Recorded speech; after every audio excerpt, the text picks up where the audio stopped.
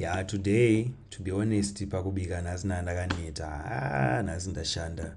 The day was very hectic. So ndangotora mabagel anga asarira makuseni andaifanira kudya for breakfast. 2 mabagels anoita 50 cents each ukanyatsoenda mumashopu anobheka. Saka ari 2 kudai $1. Ndatongotasa cheese yandaonawo kumba ikoko, cheddar cheese. Ndobva ndangoigrata cheese. Ndobva ndangotanga kucheka madomasi.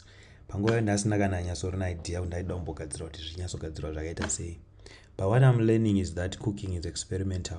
So sometimes usati wanyatsofunga zvauda kubika, chingokata mausual ingredients, iwawo madomasi, maonyeni, hanapepa, chingokata zvese zvongoenda paside. Wotanga kuchifunga manje, ndozvandanda kuita ipapo ndapedza kukata. Ndakuchifunga ndoita sei. Ndazoona also mami spinach as well. Garlic as well. Saka ndabva ndati, I know what, let me cut the spinach. Ndione kuti ndikachekerera spinach here inofamba sei nepepper as well. Then I just cut the pepper. Then I did cut the carrot as well. Ndangoonawo mufiriji momo ndikangoti ndikungochekerera zvinhu zvese. Secret ndeyekungoti zvese unoita.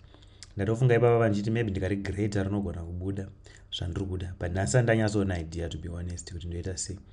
Then spinach ndobva ndaicheka zviri bobo.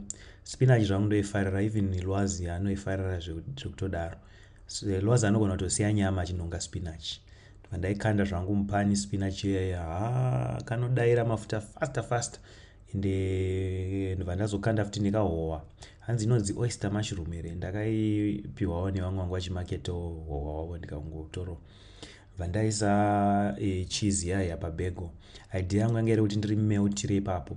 Saka ndangoitora ndikangoiso toaster umwe or something. Hameno chinonzi chitoaster kana chingoriko kumbeko. Ndangoita kuti imelte pakati papo. Ona kahohwa katsvukirira bobo wangu. Hohwa zvawo unombodairira.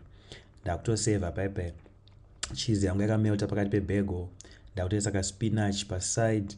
Ndakutoisa kamushroom kangu paside kakarohwa nemadomasi, maonyeni, magarlic, maveggies ese, masecret spices ese. Ndatoseva. Zvatoita dinner yangu bo. Asi zvongori nongodya sadza chete everyday guys. Sadza riite guys everyday. Bongo iro rovaiwo tumarecipe. Hope you enjoyed.